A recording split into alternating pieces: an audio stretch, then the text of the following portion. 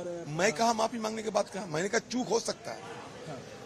अगर राष्ट्रपति जी को बुरा लगा मैं खुद राष्ट्रपति से मिलकर माफी मांगूंगा जरूरत पड़े तो। लेकिन ये पाखंडी के साथ, ये पाखंडी के पास क्यों है मैं इतना माफी मांगने की बात आते हैं? मैं तो कुछ किया नहीं है, गलती एक एरर हुआ है, चूक हुआ है, जानबूझ के नहीं। मैं बार बार सुबह से कह रहे हैं। आज देखा सत्ता पक्ष खुद सदन को भंग कर रहे हैं। मैं स्पीकर साहब से निवेदन करके, दरखास्त करके मेरी बात रखने के लिए समय मांगा था। स्पीकर ने समय तय किया था 12 बजे, क्योंकि मेरे खिलाफ आरोप लगाएगा तो ये मेरे भी फर्ज बनते हैं, मेरी भी जिम्मेदारी बनते हैं कि इसके जवाब देना। तो इसके लिए मैं स्पीकर साहब से चिट्ठी लिख के समय मांगी। स्पीकर साहब ने समय देने में इजाजत दी, लेकिन बाद में स्पीकर साहब नहीं आई, दूसरे किसी चेयरमैन साहब को भेजा। तो मैं अपना बात रखने की खराबी हुई, लेकिन मुझे बात करने के नहीं देते। ये लोग खुद अकेले बोलेंगे, उल्टी तरफ हमारे खिलाफ अगर इल्जाम रहे, हमें तो बोलने का मौका देना चाहिए। आज देखा सत्ता पक्ष खुद, सरकार खुद सदन को भंग कर रहे हैं, क्योंकि महंगाई से उनको भागना है, अग्निपथ की चर्चा से उन्हें भागना है, ईडी सीबीआई की दुरुपयोग से उनको भागना है, बेरोजगारी के मुद्दे से उनको भागना है। इसलिए बड़े आसानी से वो तरीका सोच लिया कि ये राय को अभी पहाड़ बनाओ। क्यों अधीर चौधरी ने राष्ट्रपति का, मैंने सुबह से कहना है चूक हुआ है, चूक हुआ है, चूक हुआ है।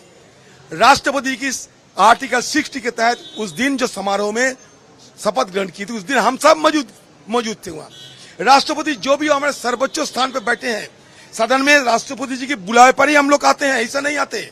तो जिनकी बुलावे पर आते हैं मैं उनको कैसे सम्मान कर सकता? कैसे? वो हमारे सर्वोच्च पद में शामिल, पद में भी आसीन है। मैं कभी सपने में भी सोच नहीं सकते। लेकिन चूक हुआ तो क्या करे? अभी फांसी में लटका दो। बस एक बार चूक किया, राष्ट्रपति राष्ट्रपति कहते कहते अचानक मुंह से राष्ट्रपति निकल चुके। मैं एक बंगाली हूं, हिंदी आदि नहीं है मेरा, कोई ग्रामेटिकल एरर हो सकते, ये अलग बात है।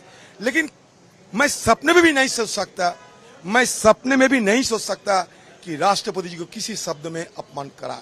सरकारी करिए, आपकी माफी से नहीं, सीधा सोनिया गांधी। इसमें सरकार की नापाक इरादे को स्पष्ट कर दिया सरकार ने। अन्याय अगर किया, दोष अगर किए होंगे तो मैंने किया। फांसी पे लटकाना है तो मुझे लटकाओ। अगर मैं खून किया तो दूसरे क्यों फांसी पे चढ़ेगी? अगर मैंने किसी को खून किया तो मैं फांसी पे चढ़ूंगा। मैंने कहीं गलती किया तो मैं फांसी पे चढ़ूंगा। मैं अगर कोई गलती किया तो मेरे खिलाफ जो कार्रवाई करना है करो। मैडम को क्यों इसमें तुम शामिल करना चाहते? इसके मतलब तुम्हारे नापाक इरादे जो है वो इरादे तुम खुद साफ कर रहे हो।